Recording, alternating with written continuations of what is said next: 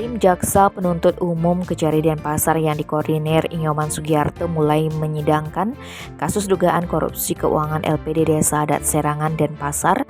Dalam perkara ini ada dua yang dinilai bertanggung jawab secara hukum, yakni Iwayan Jendra dan Niwayan Sunita Yanti.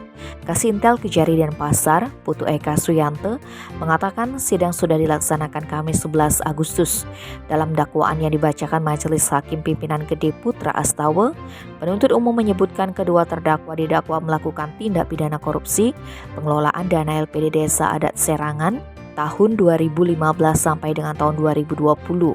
Adapun modus operandi para terdakwa adalah mempergunakan dana LPD Desa Adat Serangan tidak sesuai dengan rencana kerja. Selain itu, terdakwa menggunakan dana tidak berdasarkan rencana anggaran pendapatan belanja LPD Desa Adat Serangan. Parahnya lagi, keduanya bersama-sama tidak mencatatkan pembayaran bunga atau piutang pada buku kas LPD Desa Adat. Kedua terdakwa Sambung Eka Suyanto membuat laporan pertanggungjawaban khusus laba usaha tidak real dengan hasil pembagian hasil jasa produksi tidak sesuai dengan ketentuan.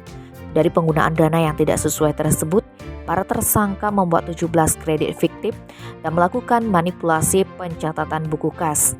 Perbuatan kedua tersangka dinilai penyidik untuk memperkaya, menguntungkan diri pribadi para tersangka maupun orang lain.